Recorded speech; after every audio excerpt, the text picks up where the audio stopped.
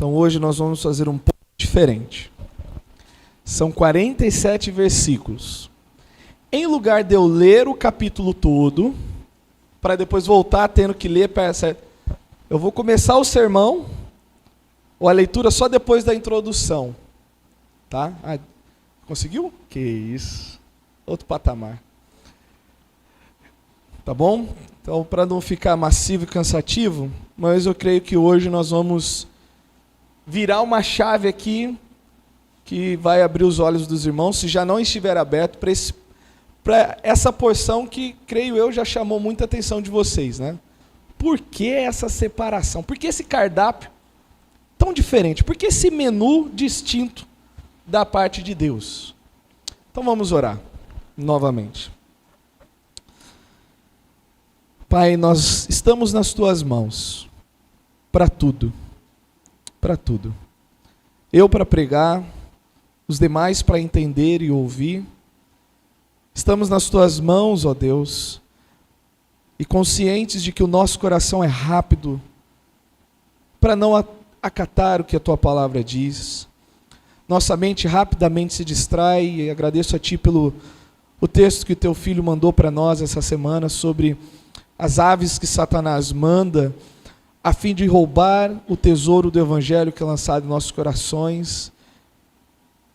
Há muitas coisas que podem nos distrair, que não são erradas em si, mas nós mesmos às vezes procuramos distrações. Por isso rogamos que o Senhor nos auxilie nessa noite.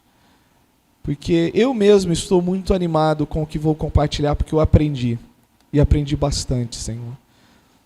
E que alegria e também, vamos dizer assim, o peso que o Senhor trouxe ao meu coração, cada um de nós aqui sintamos, sobre a seriedade da consagração, pureza e santidade ao Senhor. Em nome de Jesus. Amém. Chegamos, ou melhor, iniciamos a sessão, ou uma sessão, né? Do 11 até o 15, que depois das profecias pode ser considerada uma das mais enigmáticas para muitos estudantes da Bíblia. Você está estudando a Bíblia e tem aqueles textos que você para e fica: o que isso quer dizer? O que isso significa? Qual é o sentido disso? Que são as leis sobre pureza. E o bom é que eu estou muito animado que quando a gente terminar Levítico, vocês vão ler a Bíblia toda de uma outra forma. Tudo que falar de sacrifício, tudo que falar de lei, tudo que falar de mandamento, quando vocês chegarem lá no Novo Testamento e perceberem a responsabilidade, né, a assimilação que Jesus faz dele para com a lei, eu creio que tudo isso vai cair de uma forma muito diferente nos corações. Não significa que até agora tenhamos lido errado ou incompleto, não. Eu creio que isso vai adicionar e vai enriquecer. Pureza não é o enigma. Não é que o que significa ser puro? Não é isso o que nos desafia no texto.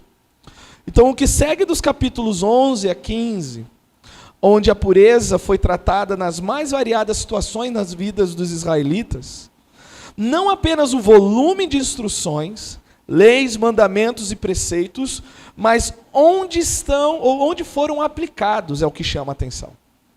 Então, se eu perguntar para as crianças, falo, o que é pureza? Eles vão dar, na medida do conhecimento delas e de todos, uma definição.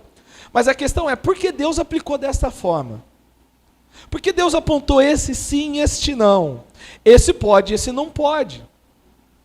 E isso daqui vai servir muito também para combater aqueles que gostam de citar Levítico, mas de maneira jocosa e maldosa, quando os cristãos, falando de, olha que coisa absurda, que coisa sem noção.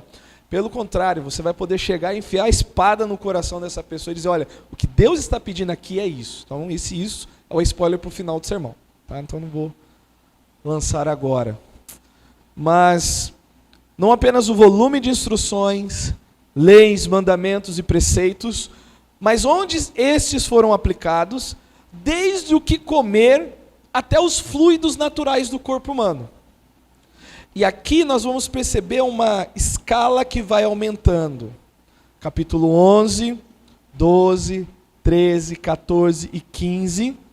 Vai aumentando não somente aonde Deus vai chamando a atenção, mas também o tempo de impureza que a pessoa fica considerada.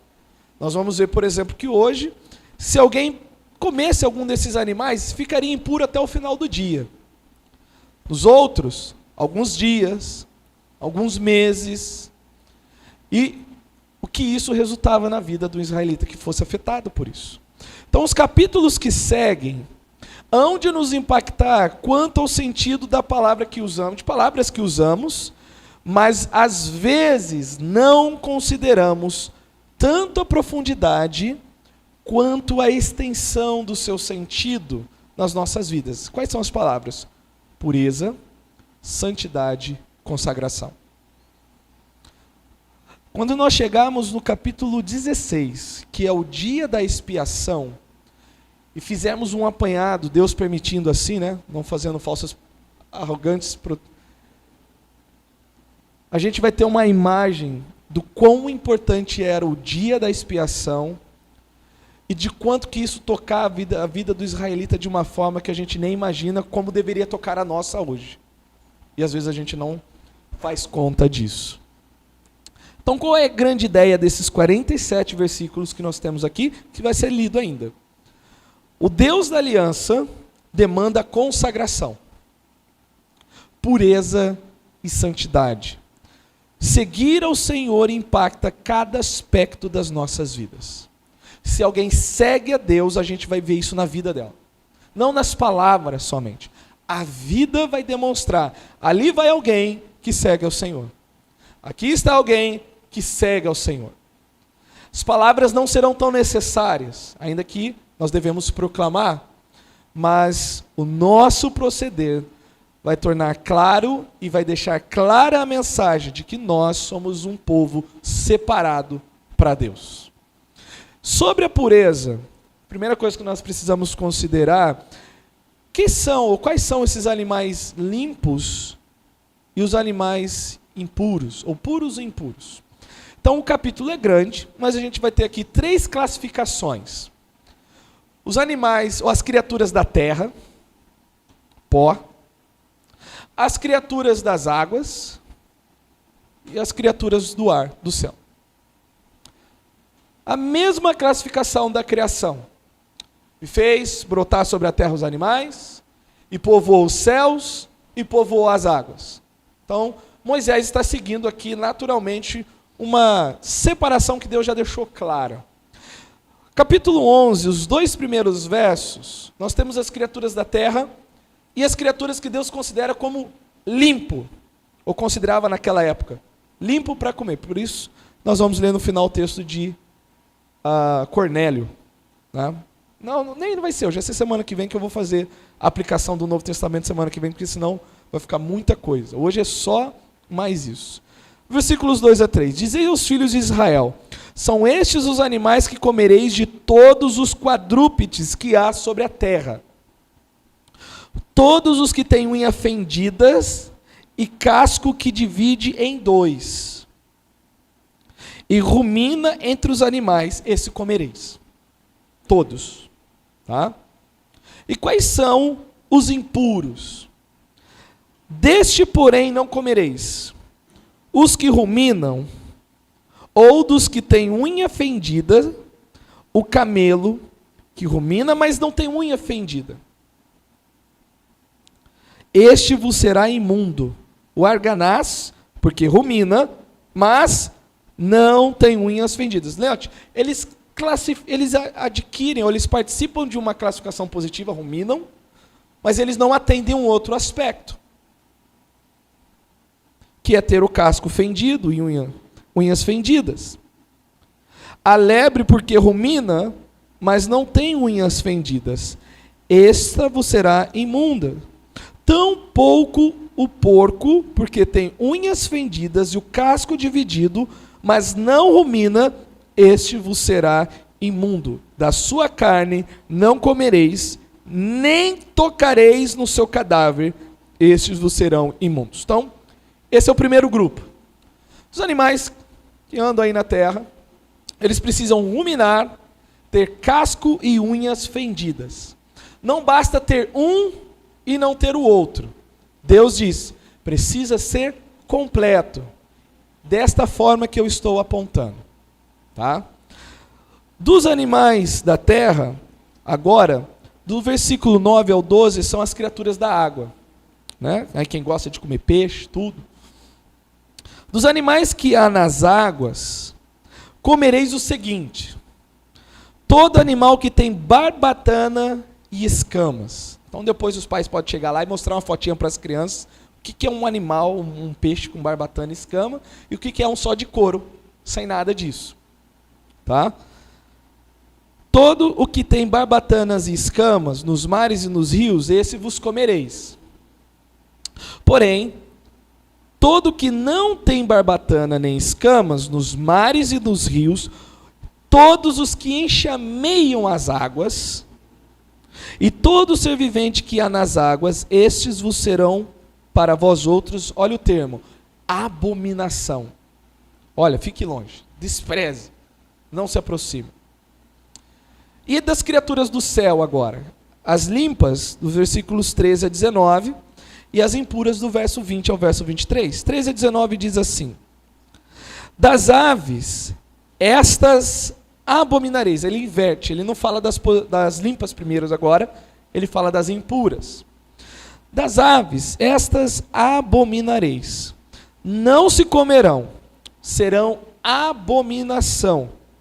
A águia, o quebrantoço, a águia marinha, o milhano e o falcão segundo a sua espécie. Pode ser que na sua tradução venha com algum nome diferente a algum animal, tá? Isso daí eu estava até estudando a parte documental, né, do Antigo Testamento, é realmente vamos dizer assim, variantes textuais com respeito a isso, que não afetam a ideia do todo, só a classificação dos animais. Todo corvo, segundo a sua espécie, o avestruz, a coruja, a gaivota e o gavião, segundo a sua espécie. O mocho, o corvo marinho, a ibis, a gralha, o pelicano, o abutre, a cegonha, a garça e o morcego. Né? Então, todos esses daí. 13 a 19. E agora do 20 ao 23, nós temos não só os animais, mas os insetos agora.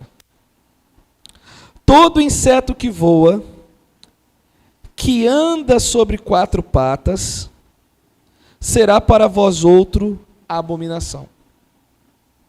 Mas todo inseto que voa e que anda sobre 4 pés, perdão, 4 pés, eu falei 4 patas, 4 pés, cujas pernas traseiras são mais compridas para assaltar, com elas sobre a terra, estes comereis. Então, ele está falando aqui de um padrão de movimentação. Se tem 4 pés, mas as 2 de trás não são maiores, mas eles andam em voo, esses não servem. Os que saltam, servem. Mas de todo inseto que voa, que anda sobre 4 pés, cujas pernas traseiras são mais compridas para saltar, com elas sobre a terra, estes comereis. Deles comerei estes: a locusta, segundo a sua espécie, o gafanhoto devorador, segundo a sua espécie, o grilo, segundo a sua espécie, e o gafanhoto, segundo a sua espécie. Então, todo mundo tem a imagem de um gafanhoto, né? Perninha maior atrás. Todos os outros insetos que voam, que têm 4 pés, serão para vós outros a abominação. Aí você pergunta, por que tudo isso? E por estes vos tornareis imundos, qualquer que tocar os seus cadáveres. Então note, pôr a mão nesses animais vivos não é o problema. Não é o problema. Não é o problema. O problema é tocá-los mortos. E a gente vai ver que não é só o tocar, é onde eles caírem também. Aonde eles tocarem. Então, do verso 24 até o verso 45, Deus ele vai dar instruções do seguinte: como é que vocês vão lidar se alguém for contaminado por algum desses animais? O que vocês precisam fazer? Tá? Então nós vamos ler para ficar inteiro a percepção aqui. Por estes vos tornareis imundos. Qualquer que tocar os seus cadáveres, imundo será até a tarde. Então a primeira coisa que você vai entender aqui é o seguinte: que tipo de imundícia é essa? Por que até a tarde e para que esse limite? Imundo aqui é que essa pessoa ela está inapta para estar diante do Senhor no tabernáculo, para apresentar um sacrifício. Ela pode fazer qualquer outra coisa nas tribos, lá na região de Israel. Ela só não poderia chegar para adorar a Deus. Para alguém que teme a Deus, já é uma eternidade. Para alguém que ama o Senhor, até a tarde, querendo fazer algo para Deus e não poder, é algo que pesaria no coração. Essa pessoa, ela não pode se achegar ao tabernáculo. Ela não pode se aproximar do sacerdote. E o sacerdote não pode se aproximar dessa pessoa. Porém, dentro desse contexto dos animais, a pessoa ficava impura até a tarde. No outro dia, normal, vida que segue. Mas ainda assim ela precisa se purificar. Então, uma das coisas que a gente aprende aqui, Deus está tratando o seguinte: a vida do povo de Israel é o culto a Deus. É a vida para Deus. E a nação é chamada, ou foi chamada a se preocupar com mínimos detalhes de tal forma que eles não tivessem a sua vida com Deus interrompida por nada. E aí Deus começa tratando naquilo que é o mais rotineiro, que todo dia a gente está beliscando alguma coisinha, está comendo aqui e ali. Né? Vamos continuar. Qualquer que levar os seus cadáveres, lavará suas vestes e será imundo até a tarde. Então há uma forma de lidar com isso. Vai lá, toma um banho. Todo animal que tem unhas fendidas, mas o casco não dividido em dois e não rumina, vos será por imundo. Qualquer que tocar neles será imundo. Todo animal quadrúpede que anda nas plantas dos pés vos será por imundo. Qualquer que tocar os seus cadáveres será imundo até a tarde. E o que levar os seus cadáveres lavará suas vestes e será imundo até a tarde. Estes, ou eles vos serão por imundos. Do verso 29 agora até o 45 é sobre o enxame de criaturas. Tá? Não são mais os animais maiores, mas os menores aqui. Estes vos serão imundos entre o enxame de criaturas que povoam a terra. Doninha, rato, lagarto segundo a sua espécie, o geco, não sei como é que pronuncia, o crocodilo da terra, lagartixa, que eu chamo de margarida, todo mundo tem uma margarida em casa, passando na parede lá, comendo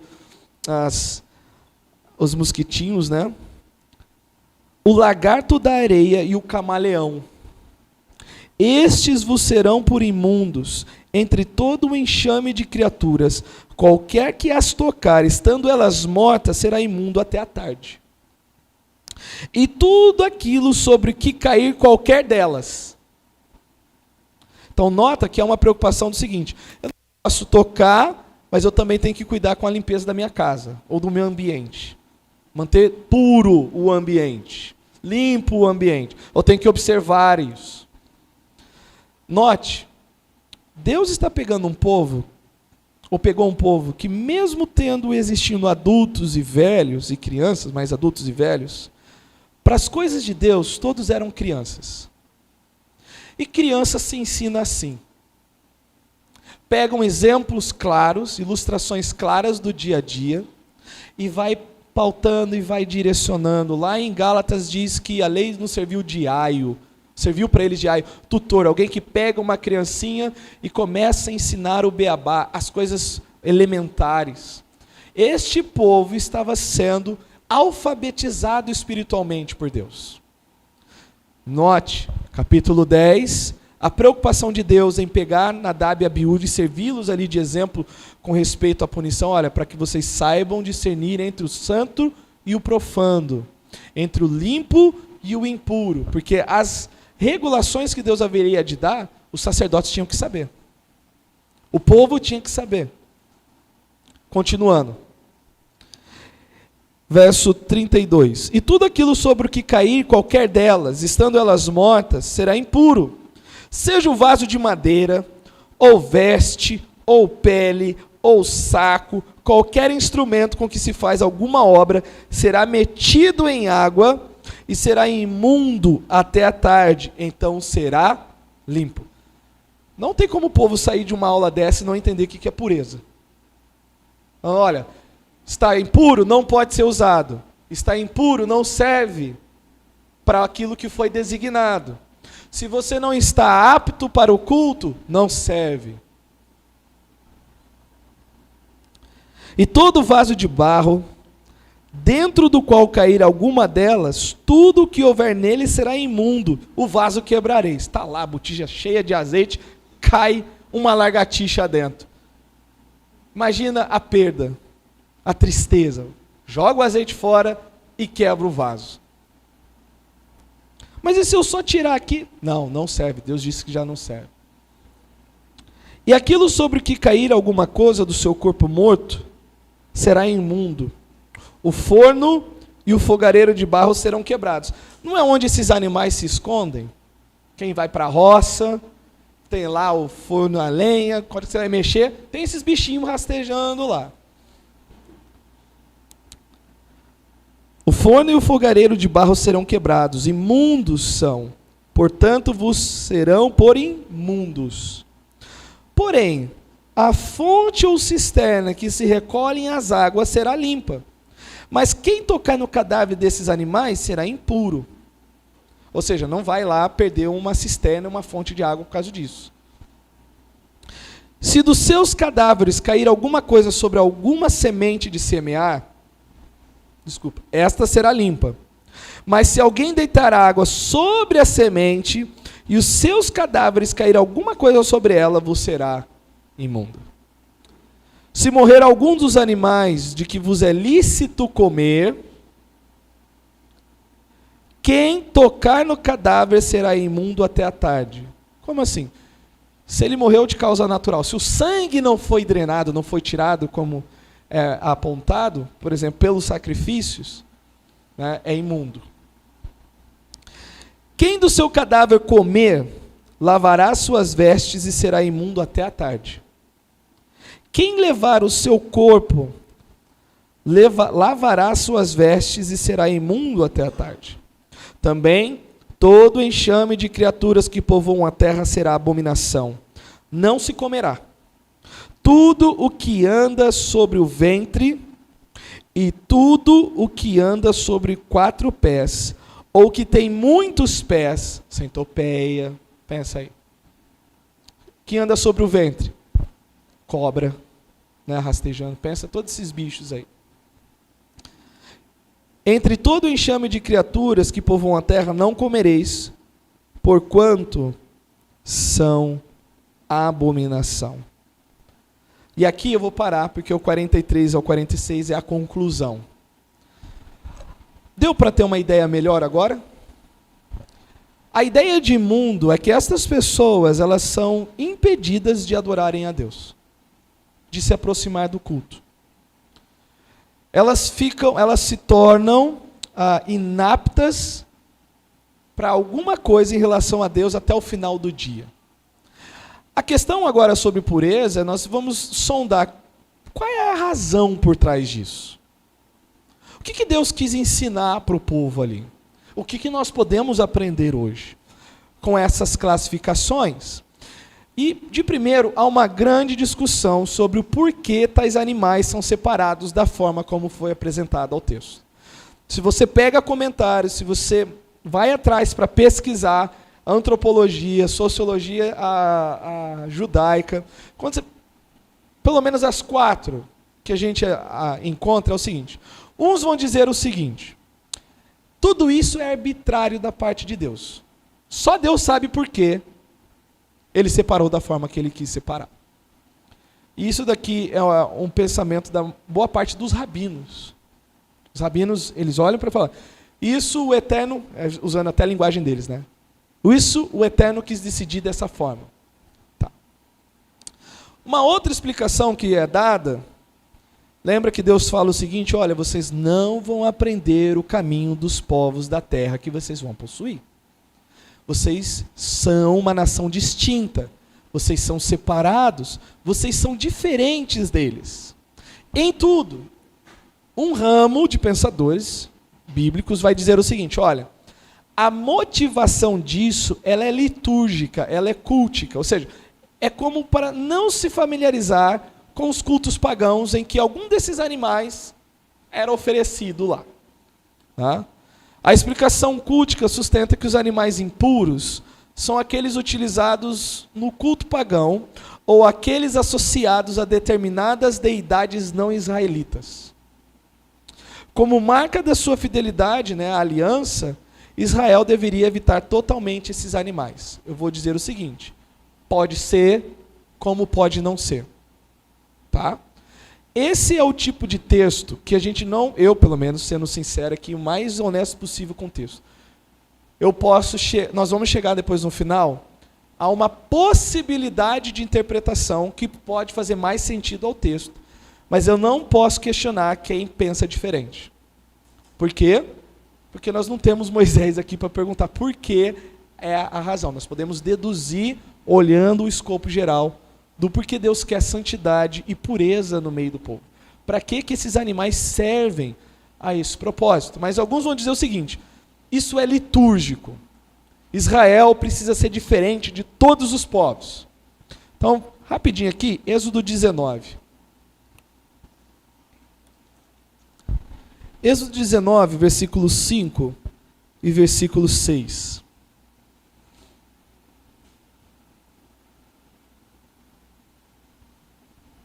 Êxodo 19, 5 e 6 vai dizer o seguinte: agora, pois, se diligentemente ouvirdes a minha voz e guardardes a minha aliança, então sereis minha propriedade particular dentre todos os povos, porque toda a terra é minha. Vós me serei reino de sacerdotes e nação santa. São estas as palavras que falarás aos filhos de Israel. E aí eles vão dizer, está vendo? Por causa desse texto, Israel precisava ser distinto das demais nações. E se a gente vai para Isaías 65, Deus faz uma acusação contra Israel que quando eles adotaram um culto idólatra, Isaías 65, 4, eles passaram a consumir animais imundos. E aí alguns advogam que por causa disso a restrição ela é litúrgica, ela é cultica, ela é religiosa.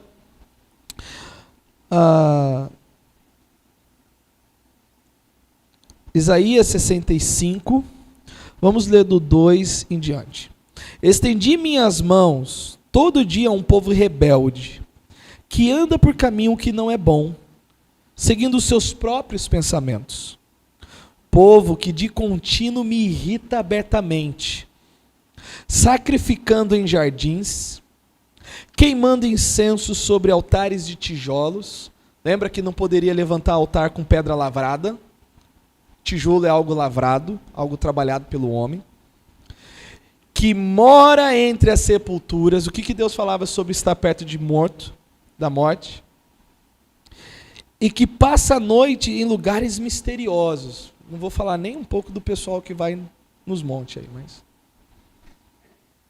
mas olha só, come carne de porco. Parte da acusação de Deus vem de, olha, vocês estão consumindo um animal impuro, e vocês estão praticando uma idolatria que vocês não aprenderam aqui de mim, vocês aprenderam dos povos. Então, por causa dessas informações, um determinado grupo vai dizer, não, estas restrições é por causa do culto. O culto a Javé, a Jeová, é diferente de qualquer outro culto que tinha ali na terra dos cananeus, né? Na terra de Canaã. Voltando para Levítico. Aí tem essa interpretação que, para a gente aqui do Ocidente, parece ser a mais atrativa.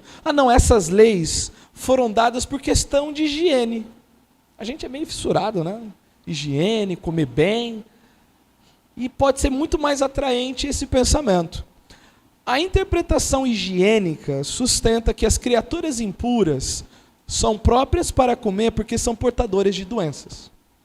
Então, olha, Israel está no meio do deserto, sem saneamento básico nenhum direito. Imagine pandemia ali, uma infecção em massa, dizima todo o povo, e esses animais aí. O porco a gente até entende, né? Até dá para entender. Mas e os peixes?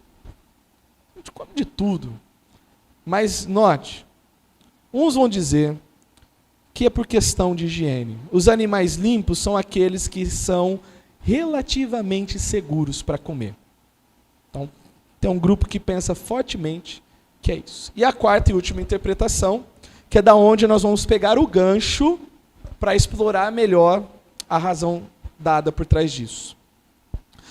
A interpretação simbólica das leis alimentares vê o comportamento e os hábitos dos animais limpos como ilustrações vivas de como o justo israelita deve se comportar, enquanto os impuros representam os homens pecadores. Então vai ter um grupo de pensadores que vai dizer, aquilo ali é uma simbologia para o povo de Israel. Quando eles olham os limpos, pensam nos justos. Quando ele olha nos impuros, pensa nos homens pecadores, indignos ou incapazes para o culto a Deus. Eu vou pegar um gancho nisso, mas não totalmente nisso. Nós vamos olhar um pouco mais a questão dos animais em si. A noção por trás da santidade e da pureza, em todo o livro de Levítico, é o seguinte: é que a integridade deveria fazer parte da vida de Israel. O que é integridade? É eles serem totalmente, procurarem em tudo serem puros, consagrados e santos para Deus. Em todos os aspectos da sua vida. Não se acostumassem com nada em que uma área pudesse ser feito vistas grossas. Olha, não vou me importar com isso. Deus demandava em cada área, Deus demandou em cada área, em cada canto da vida dos israelitas, integridade, inteireza, totalidade para com ele. Os sacerdotes, por exemplo, tinham que estar livres de deformidade física. Todos os animais estão lá, mas nem todos os animais podem ser comidos. Todos os israelitas estão lá. Todos os da tribo de Levi estão lá, mas nem todos podem servir. Nem todos estavam aptos para ministrar no tabernáculo. Deus, ele proibiu cultivo misto, roupa mista, que a gente vai ver no meio, lembra? Não vai vestir roupa de mulher, nem roupa de homem, não tem. Casamentos mistos, a gente sabe o que aconteceu na época de Esdras e Neemias, são incompatíveis com santidade. Não é para misturar. Aí, pesquisando, tem uma antropóloga chamada Mary Douglas, e ela faz a seguinte observação. Especialmente, ela estudou aqui, fez um trabalho muito bom sobre essa questão dos animais. Ela diz o seguinte: o mundo animal está dividido em 3 esferas: os que voam, os que andam na terra e os que nadam nos mares. Cada esfera tem um modo particular de movimento associado a ela. Note, um modo particular de movimento. Cada animal tem a sua forma de andar dentro da sua espécie, que caracteriza a normalidade, e aí se identifica a anormalidade dentro daquela espécie. Eu não sou bom de biologia, não estou dando aula de biologia aqui, mas... As aves têm 2 aves para voar e 2 pés para caminhar. Os peixes têm barbatanas e escamas para nadar. Os animais terrestres têm cascos para correr. Os animais limpos são aqueles que estão conforme estes tipos de pureza. Ou seja, as criaturas que de alguma forma transgridem os limites são imundas. Por exemplo, peixes sem barbatanas e escamas são impuros. Insetos que voam, mas têm muitas patas, são imundos. Enquanto gafanhotos que têm asas e apenas 2 patas, saltadoras, são limpos. Animais com uma forma indeterminada de movimento ou seja, que enxameiam, são imundos. Em outras palavras, a ideia, pelo menos que está sendo transmitida aqui com esses animais é: em cada esfera existem os animais e existe um padrão esperado desses animais. Estes que eu selecionei são os modelos e o padrão a ser seguido, ou que normatizam, ou que deveriam normatizar dentro da esfera onde eles estão inseridos de animais. Os peixes, as aves, os animais. Então, há um padrão a ser demonstrado e que se deve se adequar. Em outras palavras, santidade, ou a santidade exige que os indivíduos se adaptem à classe a qual pertencem. Virando para o povo de Israel, é como se eles olhassem para esses animais e percebessem que Deus estivesse dizendo o seguinte: olha, vocês precisam se adaptar à classe que vocês pertencem. Vocês pertencem a mim, um Deus santo. Vocês devem se adequar aos meus padrões. Assim como em cada uma dessas esferas há um padrão que eu apontei, diante de mim, o padrão que vocês precisam adotar, regular e não irregular, é pureza, santidade e consagração. Volto a afirmar, se alguém pensa diferente, eu não posso falar nada. Mas eu entendo que para o contexto, para o que vai seguir nas outras esferas de pureza, Deus está ensinando visivelmente por estas coisas o seguinte: há um padrão a ser seguido. Há uma norma a ser seguida. O que não se encaixa nisso não serve. É impuro, é imundo. Ou faz-se impuro igual os animais quando você toca. Em outras palavras, há um paralelo entre santidade procurada no homem e a limpeza dos animais. O homem deve estar conforme as normas de perfeição moral e física. E os animais devem estar conforme as normas do grupo animal a que pertencem. Uma vez admitido que os animais simbolizam o mundo humano, e a imundícia das aves de rapina, por exemplo, torna compreensível. O que as aves de rapina comem? O que um urubu come? Carniça. Se alimenta de morte. Então a gente entende por que esses animais são impuros, são irregulares. Eles são detestáveis porque comem carniça e carne da qual o sangue não foi drenado adequadamente, atos que tornam os homens impuros. Então, para a gente resumir esse pensamento, através desse sistema de leis simbólicas, os israelitas eram lembrados a cada refeição, lembra? Está falando da dieta deles. Não do que eles tinham que trazer para o culto. O que tinha que trazer para o culto já foi tratado. Era o que eles iam pôr na mesa. Na hora que eles fossem comer, aquilo ia diretamente ao coração. Por mais que a fome fosse enorme, o que vem primeiro? Eu ou Deus? Esaú escolheu ele primeiro. Deu mal. Mas através desse sistema de leis simbólicas, os israelitas eram lembrados a cada refeição da sua redenção para serem o povo de Deus. A sua dieta era limitada a certas carnes, imitando a Deus, que havia restringido a sua escolha entre as nações a Israel. Olha, vocês estão comendo de forma limitada porque eu me limitei a vocês. Ainda que eu tenha e seja o Senhor de todas as nações, eu vos separei para mim. Então me imitem. Serviu também para trazer à mente as responsabilidades de Israel de ser uma nação santa. Ao distinguir entre alimentos limpos e impuros, foram lembrados de que a santidade era mais do que uma questão de carne e bebida, mas um modo de vida caracterizado pela pureza e integridade. Então, quando você passar de novo aqui para o capítulo 11, você vai saber o seguinte: Deus está ensinando, através desses animais que seguem a ordem dentro da sua classe, que aqueles que pertencem ao Senhor devem seguir o Senhor de acordo com a classe dele. Deus é santo e aqueles que estão com o Senhor devem ser santos. Por isso eu deixei versos 43 a 47, para nossa conclusão. Não vos façais abomináveis por nenhum enxame de criaturas, nem por elas vos contamineis, para não serdes imundo. Eu sou o Senhor, vosso Deus. Portanto, vos consagrareis. E sereis santos, porque eu sou santo. E não vos contaminareis por nenhum enxame de criaturas que se arrastam sobre a terra.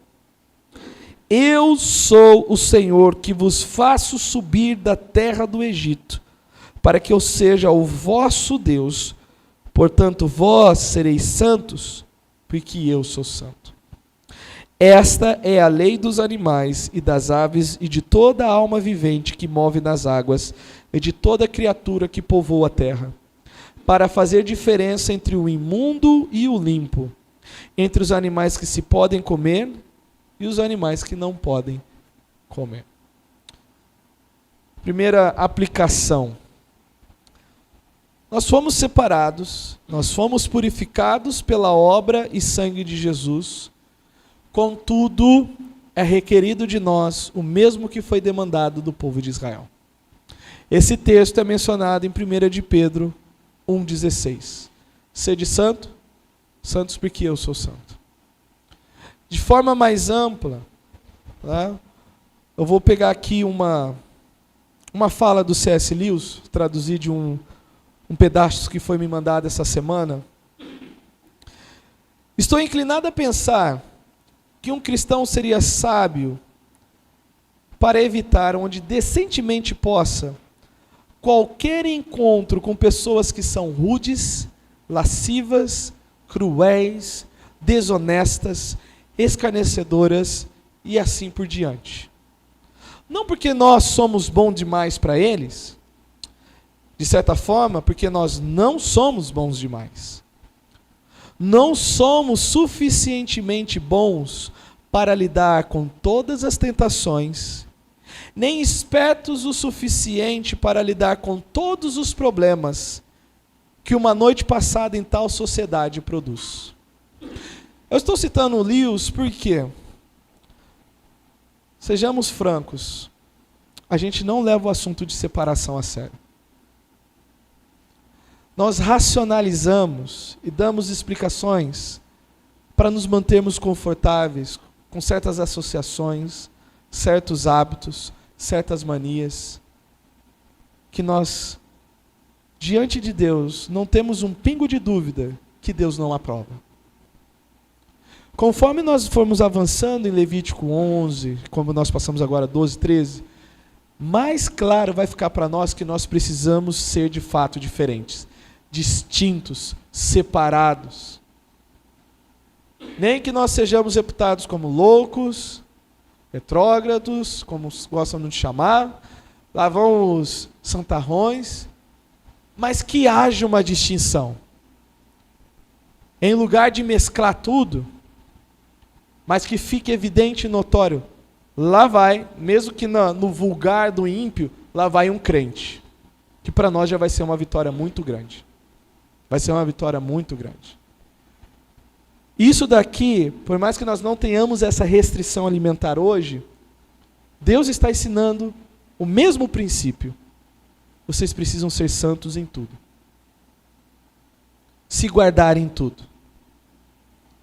Nossa relação com o Senhor é para ser significativa em cada área das nossas vidas. Separação e consagração deve ser levado a sério. Nota, não precisa virar um Amish. Sabe o que são Amish? Vou morar numa fazenda, não vou ter luz elétrica, vou abominar todo o avanço da humanidade e vou viver aqui desse jeito para o Senhor, sem impactar ninguém. Ou como os neopuritanos que se isolam, quebram o pau na cabeça de todo mundo, mas não têm o desejo de se aproximar de ninguém para falar de Cristo. Não é nesse sentido. Deus vai dar discernimento a cada um para saber os limites. Não sejamos como Sansão, indo sempre aos limites da terra dos filisteus e depois se casando com a filisteia e tendo problema. Saibamos os limites que Deus estabeleceu. ande dentro deles, estará seguro. E eu termino lendo 2 Coríntios 6, que dispensa explicação. 2 Coríntios 6, 14, até capítulo 7, versículo 1.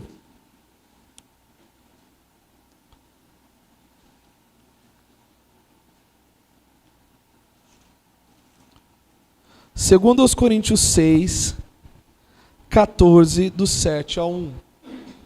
Contexto. Paulo está advertiu a igreja de Corinto do perigo dela se associar com os falsos apóstolos. Esse é o sentido primário do texto. Paulo está falando, olha, vocês estão acolhendo esses que se dizem apóstolos, mas são mensageiros de Satanás.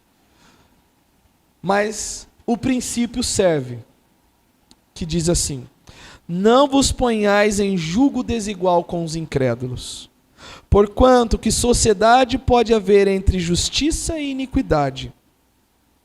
Ou que comunhão da luz com as trevas? Que harmonia entre Cristo e o maligno?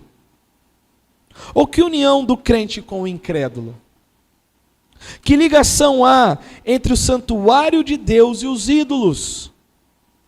Porquanto nós somos santuários do Deus vivente, como ele próprio disse: habitarei e andarei entre eles, serei o seu Deus e eles serão o meu povo.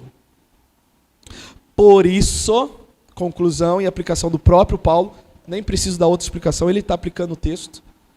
Por isso, tirai-vos do meio deles. Separai-vos, diz o Senhor. Não toqueis em coisas impuras, e eu vos receberei. Serei vosso pai, e vós sereis para mim filhos e filhas, diz o Senhor Todo-Poderoso. E aqui Paulo vai fazer uso da linguagem do que nós acabamos de ler em Levítico 11. Tendo, pois, amado tais promessas, purifiquemo-nos de toda impureza, tanto da carne como do espírito, aperfeiçoando nossa santidade no temor do Senhor. Tá claro. Vamos orar. Bendito sejas tu, que nos faz aprazíveis para si no amado. E conforme diz em Apocalipse, nos lavou no sangue do teu Filho, nos deu vestes brancas, mas nós ainda precisamos santificar, nós ainda precisamos nos consagrar, nos dedicarmos ao Senhor. E cada um de nós aqui conhece e sabe como temos procedido, onde temos procedido, de maneira que desprezamos esse princípio de pureza diante do Senhor. Por um lado, rendemos graças, porque há sacrifício contínuo, ou melhor dizendo, um sacrifício perfeito, suficiente em Jesus. Por isso podemos nos aproximar com ousadia diante do teu trono. Mas, Senhor, dá-nos mais poder, aumenta a nossa fé, e que possamos ser encontrados íntegros e nada deficientes naquilo que fomos provados diante do Senhor. Em nome de Jesus. Amém. Deus abençoe e até a semana que vem.